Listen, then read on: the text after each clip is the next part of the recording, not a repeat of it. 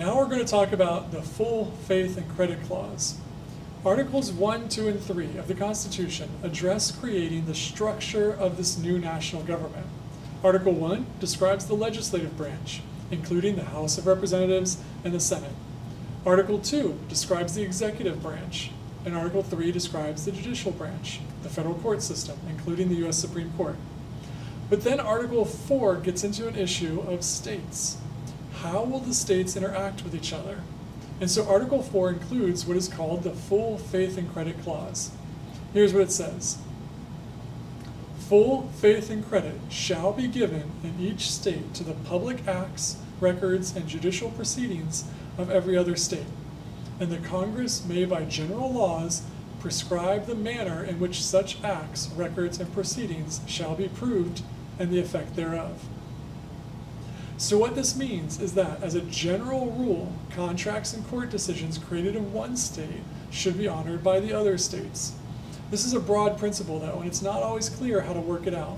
For example, a driver's license from Florida is legal in every state, but a fishing license from Florida isn't legal in other states. And a concealed weapons permit in Florida is honored by some states and not others. So, if you enter into a legal agreement, though, such as a contract, that's going to be legal in every state, even if the particulars of that contract comply with Florida law, but maybe not the other states' laws. The full faith and credit clause seems pretty straightforward at first, but it isn't always really that straightforward. I mentioned driver's licenses versus fishing licenses as an example, but marriage can also be an example. If contracts are valid even when you move from one state to another, then it would seem like marriages would be legal if you move from one state to another as well, because marriage is a contract that we sign. But there was a time when many states made it illegal to marry someone of a different race, and those states didn't want to honor interracial marriages conducted in states that did allow interracial marriage.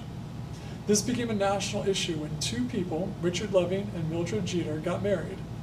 They lived in Virginia, which banned interracial marriage.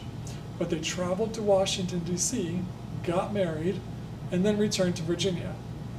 They were convicted of breaking the interracial marriage law, and they were banished from the state of Virginia.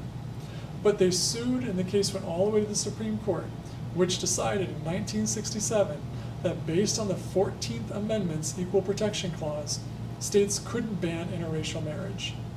And marriage became an issue again in the early 2000s.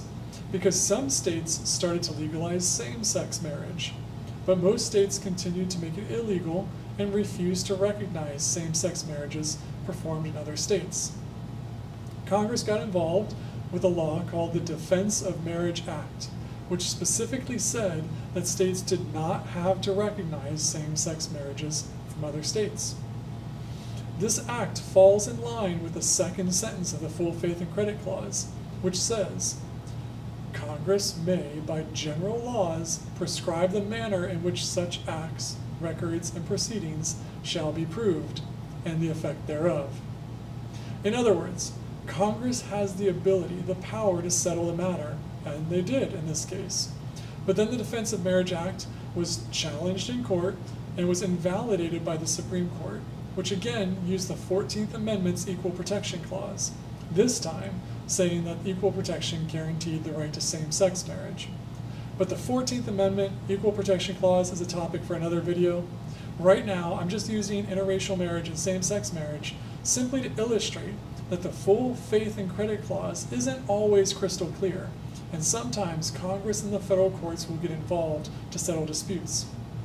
Again, the clause says that as a general rule, legal records and proceedings from one state are going to be honored in other states. And the purpose of that was to create a true union of states.